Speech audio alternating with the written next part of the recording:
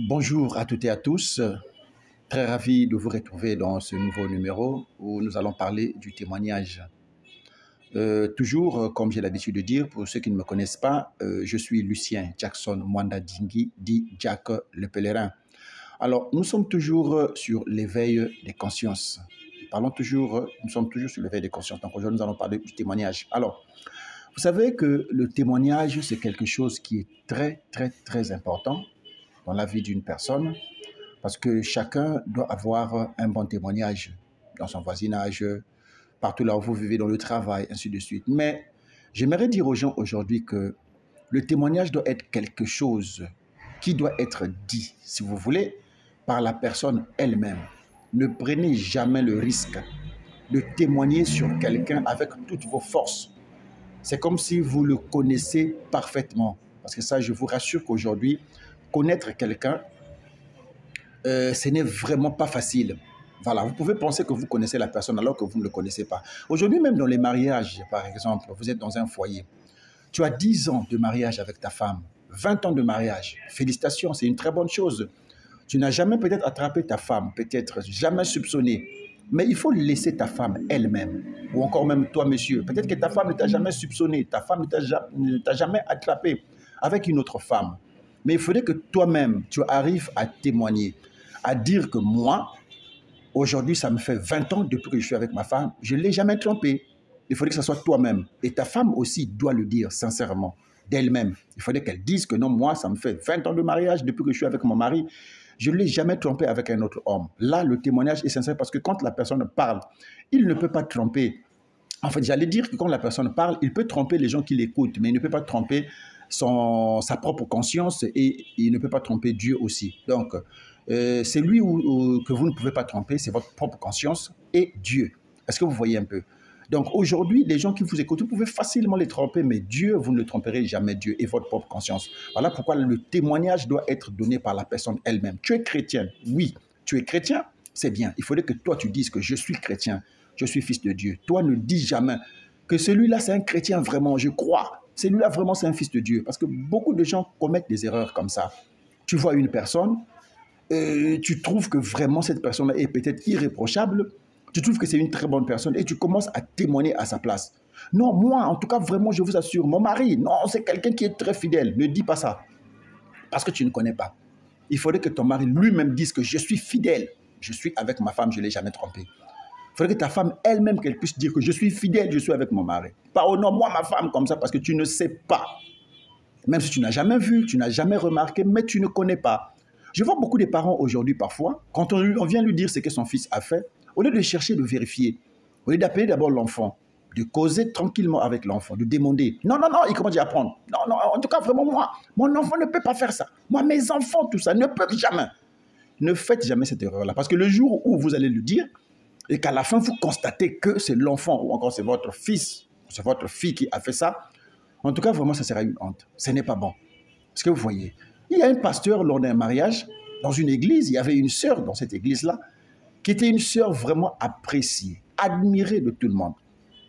La Sainte Vierge, elle était là jusqu'à 25 ans, jamais connue d'homme, vierge, selon le pasteur, et même ses parents aussi. Et le jour de son mariage, le pasteur du haut de la chair a déclaré d'une voix forte, disant que non, est-ce que vous voyez cette fille-là? Aujourd'hui, elle a 25 ans, mais n'a jamais connu d'homme, elle est vierge là où elle est là.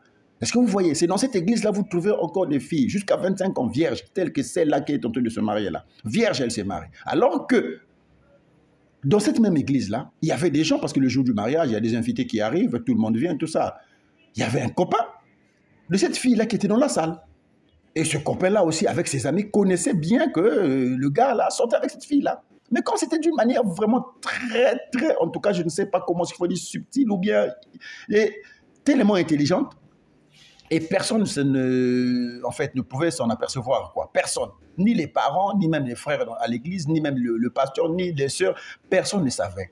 Mais au moins, le jeune-là savait que celle-là, c'était sa copine. Sortait avec elle depuis longtemps, tout ça. Des histoires compliquées, bizarres, tout ça, quand elle partait à l'école, tout ça. Oh non, je suis à l'école. Et puisque personne ne savait, chacun témoignait, disait que non, ça c'est une fille vraiment de Dieu. En tout cas, vraiment, ça, c'est lui-là. En tout cas, vraiment, c'est une croyante. Ça, c'est une chrétienne. Et même pour la personne qui s'est mariée, les gens pouvaient lui jeter des fleurs, dire non, en tout cas, tu es une très bonne femme. Non. Ne dis jamais à la place de l'autre que tu as eu une bonne femme. La personne elle-même doit dire que j'ai eu une bonne femme parce que c'est cette personne-là qui vit avec cette femme-là. Ne dis jamais à la place de l'autre que non, le gars-là vraiment a un bon mari. C'est elle qui doit donner le témoignage qu'en tout cas, vraiment, j'ai eu un bon mari. Parce que c'est elle qui vit avec cet homme-là. Toi, du dehors, tu regardes. Reste tranquille et laisse que la personne elle-même puisse donner le témoignage. Donc voilà un peu aujourd'hui, beaucoup de gens commettent des erreurs, donnant le témoignage d'une personne. Non, nous, notre pasteur, en tout cas, vraiment, c'est un véritable serviteur de Dieu. En tout cas, vraiment, notre pasteur, tu ne sais pas. Donne le témoignage elle-même, toi-même. Laisse que le pasteur lui-même puisse donner son témoignage. Dis que je suis un véritable serviteur de Dieu parce que c'est lui qui connaît sa vie et Dieu. Est-ce que vous voyez un peu? Toi, ne témoigne pas à la place de quelqu'un. Disons que non, moi, je connais celui-là. En tout cas, vraiment, il ne peut pas.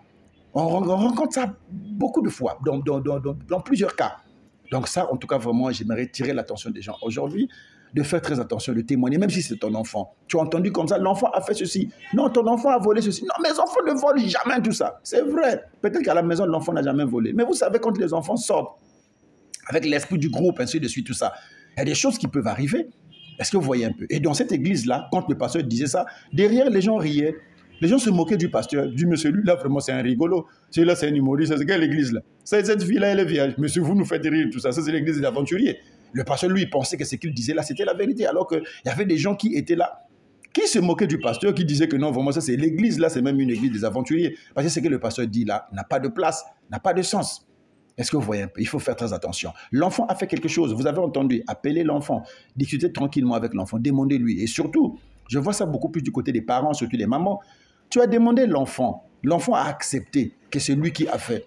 Tu n'as pas le droit de taper un enfant qui a avoué. Est-ce que tu vois un peu?